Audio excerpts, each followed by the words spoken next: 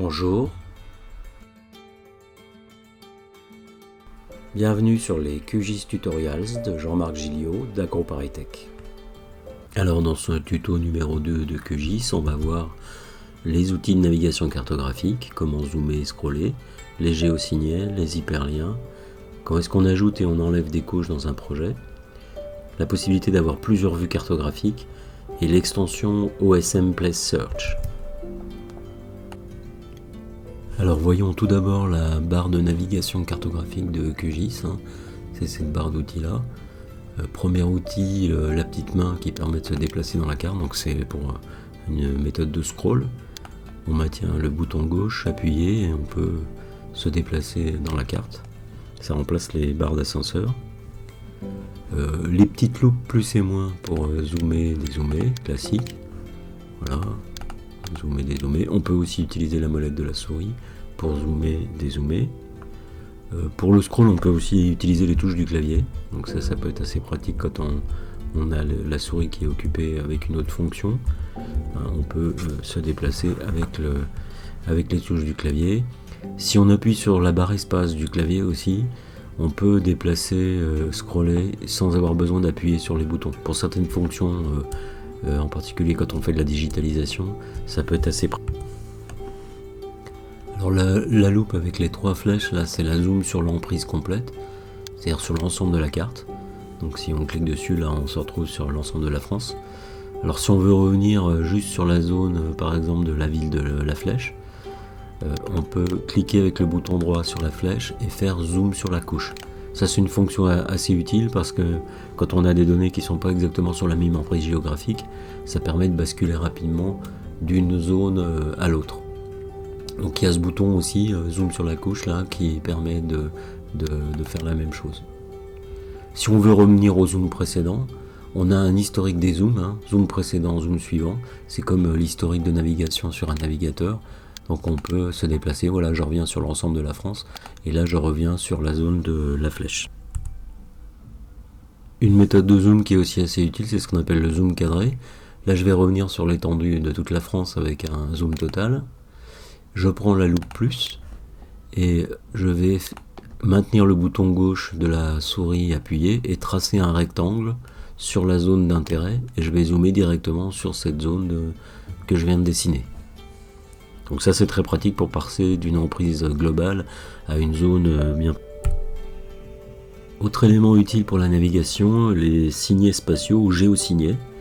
Donc les géosignets, c'est exactement comme des favoris internet dans un navigateur. Ça permet de mémoriser, alors non pas des sites internet, mais des zones géographiques qui nous intéressent. Donc pour ça, on a 2 boutons ici, nouveau géosignet et liste des signets, qui permet de créer ces signets. Donc je vais par exemple rezoomer sur la France entière. Je vais faire un zoom plus cadré par exemple sur la Bretagne. Voilà. Et admettons que je veuille mémoriser dans un signet cette zone de la Bretagne. Il me suffit de créer un nouveau signet. Voilà, alors là j'en avais déjà fait un, voilà, qui s'appelle Bretagne. Donc il suffit de le nommer. Voilà.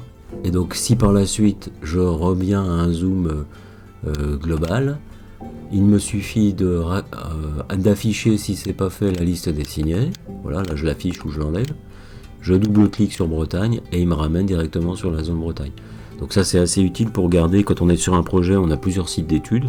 Plutôt que de zoomer, redézoomer sans arrêt, on peut basculer d'un site à l'autre grâce au géo.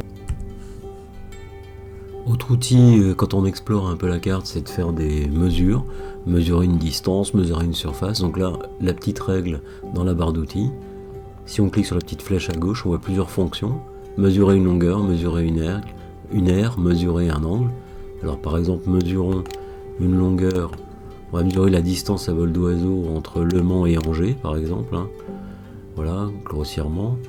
Donc là, on a directement dans la fenêtre la longueur qui s'affiche. Alors un autre point, c'est les hyperliens et actions qui peuvent être associés aux éléments d'une couche. Alors on va afficher les villes, et grâce à ce petit curseur avec la molette là, qui est le curseur action, si on clique sur la petite flèche à côté, on voit d'éventuelles actions qui ont été programmées. Donc là, j'avais ajouté une action qui s'appelle photo. Donc on prend cette action photo et je vais cliquer par exemple sur la ville d'Angers. Et là, ça déclenche l'affichage d'une photo du château, voilà, d'Angers. Donc ça, ça a été créé dans les propriétés, enfin de la couche. Hein. Donc si on va voir dans les propriétés de ville, on va voir qu'il y a une section normalement, voilà, action. Et on voit que là, alors ça, il faut l'ajouter évidemment à la main. Hein. Il y a une action donc, que j'ai appelée photo qui a été ajoutée. Alors là, il y a une syntaxe un peu hiéroglyphique. Hein. Projet folder / photo % photo. Donc projet folder, c'est le dossier du fichier de projet, comme on avait vu dans le tuto précédent. / photo, si on va regarder avec l'explorateur de fichiers, hein, c'est parce qu'en fait il y a un sous-dossier photo. Donc là je vais dans le dossier la flèche et on va voir qu'il y a effectivement ici un dossier photo dans lequel se cachent les petites imagettes des différentes villes, de quelques exemples de villes en tout cas qu'il y a sur le projet.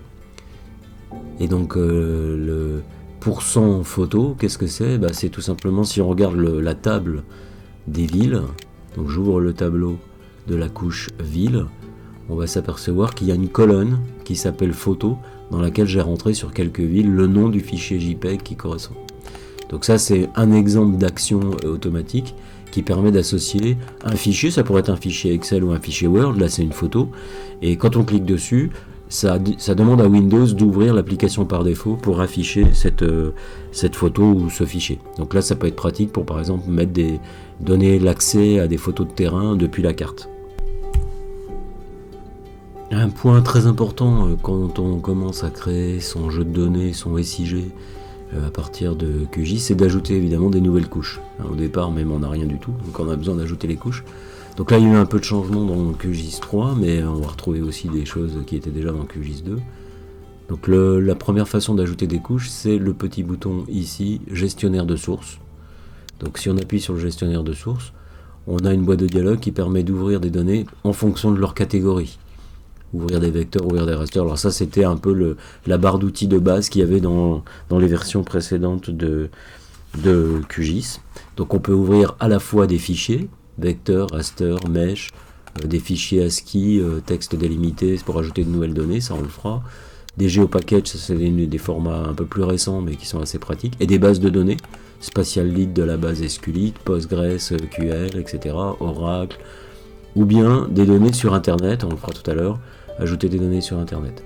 Donc par exemple, allons ajouter à partir de la catégorie vecteur, on va aller ajouter la couche des nouvelles régions. Donc si on clique avec les trois petits points ici, on se retrouve sur un browser pour aller ouvrir des fichiers. Donc je retourne dans mon jeu de données, dans mon dossier de tout à l'heure, donc dans le dossier la flèche, voilà. Et donc là il y a un sous-dossier qui s'appelle GeoFLA France, qui contient les découpages administratifs français. Hein. C'est des données IGN libres, donc on peut utiliser. Voilà, donc là j'ai nouvelles régions.shp, on retrouve le format shapefile. Là je fais ouvrir, ajouter. Alors je peux en ajouter plusieurs hein, avant de fermer la boîte de dialogue, et ensuite je fais fermer.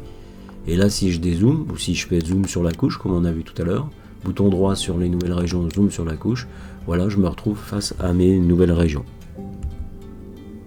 Je peux supprimer une couche en cliquant avec le bouton droit sur la couche et en faisant supprimer la couche, ou en utilisant le bouton qui est là, voilà. Et alors du coup, je vais remettre mes nouvelles régions, mais d'une autre façon, une façon qui est plus pratique maintenant dans QGIS 3, c'est en utilisant l'explorateur de fichiers.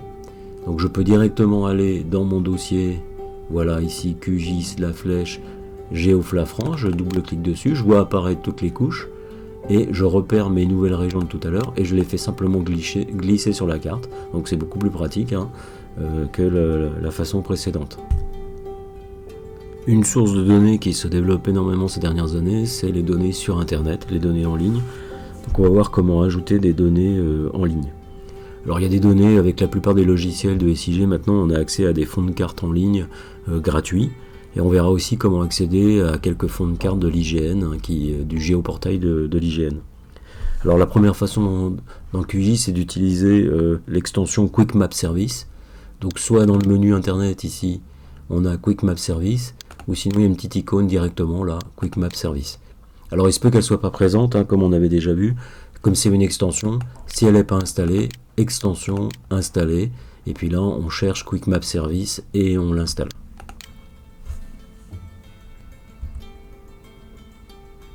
Alors ouvrons par exemple une couche très souvent utilisée, c'est OpenStreetMap, OSM, donc OSM standard par exemple, voilà.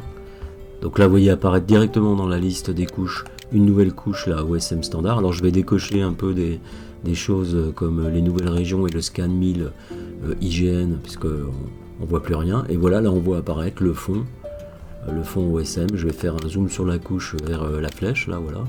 Et on revient vers la ville de la flèche et on retrouve les données. Alors en fonction du zoom, on voit des fonds de plus en plus détaillés qui apparaissent. Donc ça c'est une couverture mondiale, hein.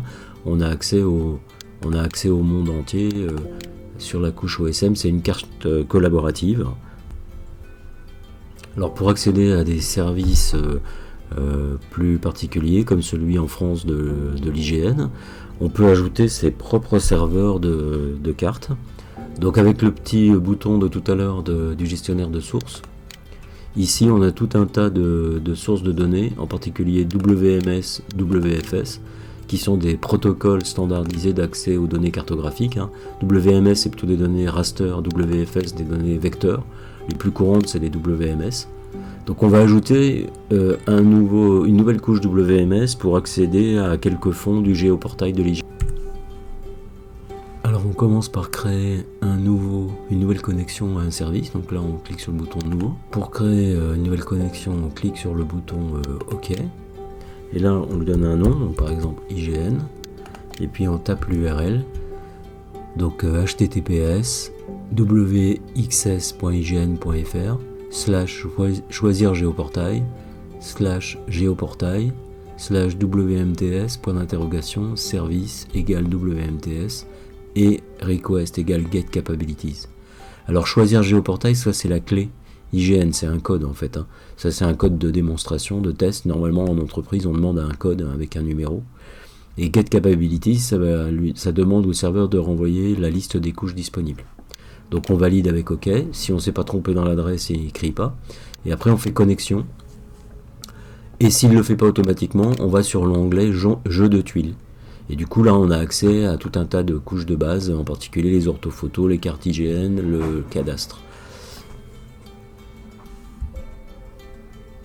Donc là on va ajouter par exemple les orthophotos, ortho-imagerie, orthophoto, ajouter, fermer. Voilà, et là on voit apparaître une couche qui s'appelle photographie aérienne.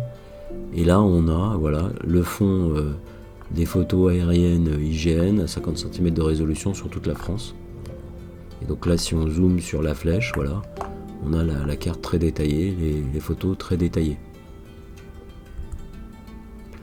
Essayons d'ajouter le cadastre par exemple, donc je retourne avec le bouton, et ici par exemple on a cadastre parcelle, voilà, donc cadastre parcelle, ajouter, fermer, voilà, on voit les petits traits orange là si on zoome, ce sont les parcelles cadastrales, donc de la propriété foncière cadastrale, hein, sur toute la France. Donc ça c'est quand même assez énorme d'avoir accès à ces données là maintenant en ligne, sur toute la France, hein, c'est très pratique. Parce qu'au début, quand vous commencez à monter un projet, vous n'avez pas forcément toutes les données sous la main. Vous avez déjà ces données de base-là qui sont accès. On peut aussi ajouter les fonds IGN de base, hein. Donc là, il y a Scan Express Standard, par exemple. C'est une des variantes des fonds IGN. Ajouter, fermer. Et alors là, la différence, c'est qu'en fonction du zoom, il va choisir, hein, je vais peut-être décocher des choses, là, le cadastre, les photos aériennes, OSM, voilà, pour qu'on soit sûr de ce qu'on voit. Il va choisir le fond en fonction de l'échelle, hein. En fait, il y a différents fonds, voilà, là, on est à l'échelle de toute la France. Quand plus on va s'approcher, plus il va mettre des fonds détaillés, hein, et on va arriver à quasiment la précision d'un 25 millième. Donc ça, c'est très pratique aussi, dans la mesure où on y a accès sur toute la France. Un outil qui est assez pratique aussi, c'est OSM Place Search, qui permet de taper le nom d'une ville et de pouvoir se positionner sur la base du fond OpenStreetMap, hein.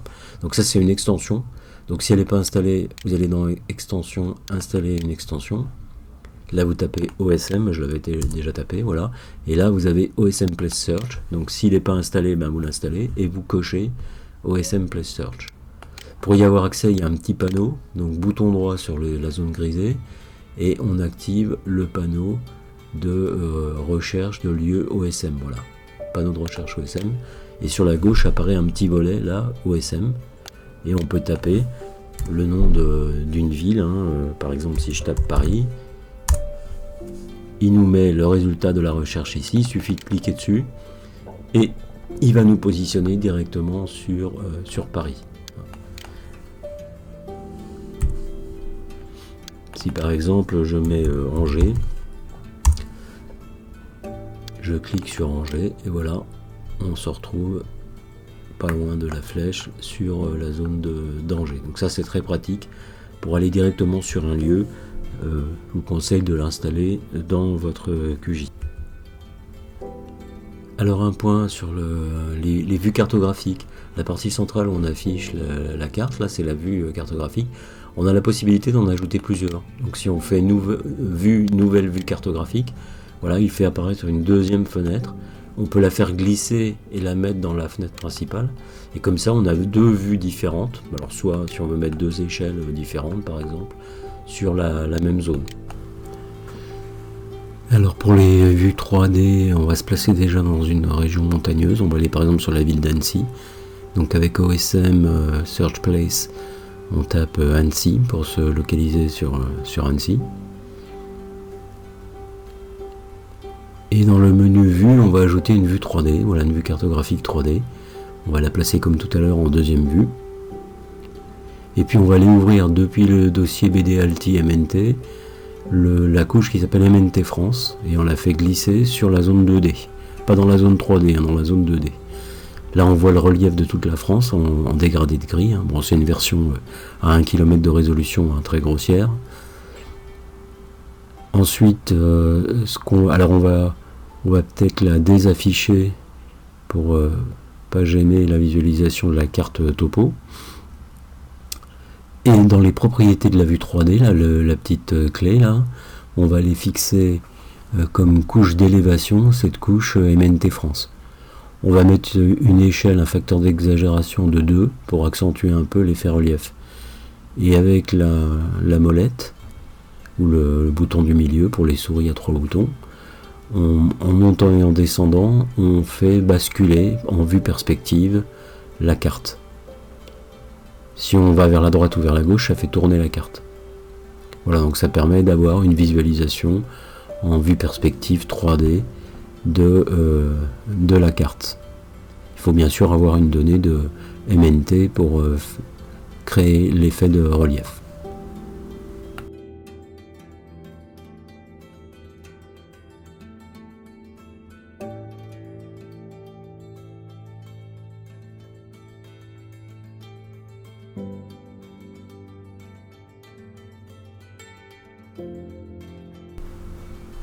Alors comme élément à retenir de ce tuto numéro 2 de QGIS, les outils de navigation zoom et scroll, des fonctions basiques mais indispensables pour naviguer correctement dans la carte, les géosignets pour mémoriser des zones géographiques, les actions qui permettent de déclencher des actions quand on clique sur des objets, le gestionnaire de sources, ça c'est très important pour ajouter des nouvelles couches de données dans QGIS.